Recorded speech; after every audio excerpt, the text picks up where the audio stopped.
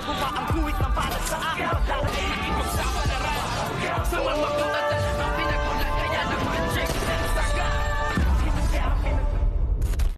Good morning mga kachikas and welcome sa aking munting channel. Labis-labis nga ang takot ng mga kapitbahay nito ngang siya Marites at ang iba ay sumugod nga sa kanilang tahanan upang sabihin nga ang malagim na kaganapan sa pagitan nitong ang si Rigor at nitong si Tanggol na ngayon nga ay walang makapigil sa kanila sa kanilang duelong dalawa. At sabi pa nga nitong siya Rigor ay yun daw kanyang mga kamao ang siyang tatapos ng buhay nitong ang si Tanggol. Ngunit hindi naman papayag ang ating bidang si Tanggol na siya ang matapos dahil ang pangako niya sa kanyang sarili ay tatapusin niya ang buhay nitong si Rigor ngayong gabi upang maipaghiganti niya ang kalupitan nito noong panahong siya ay bata pa at walang kalaban-laban at lahat nga ay nirespeto niya itong ang si Rigor dahil sa ang akala niya ay ito ang kanyang tunay na ama at ngayon ay sumabog na itong siya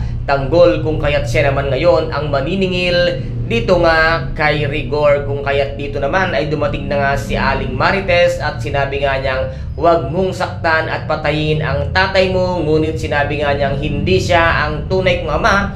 Sino ang tunay kong ama kung kaya't dito nga ay sumabog na rin si Aling Marites para lamang nga mapigilan itong si Tanggol sa kanyang galit.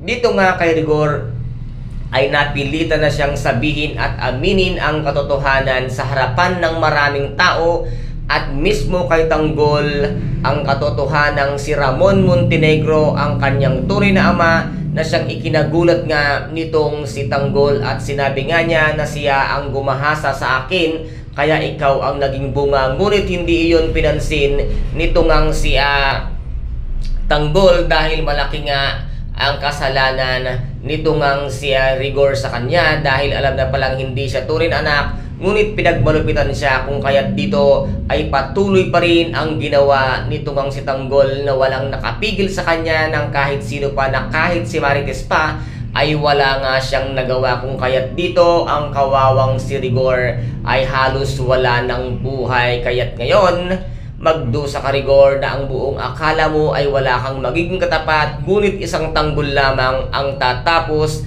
ng buhay mo. Kaya't sana baguhin mo ang sarili mo. Kaya guys, ito po ang ating pakaaabangan sa mga susunod na episode dito nga sa FPJ ang Batang Quiapo. At kung nagustuhan po ninyo ang aking videos for today, paki-subscribe na lamang po ng aking channel, paki-like and share para maging update kayo sa lahat ng gagawin kong videos.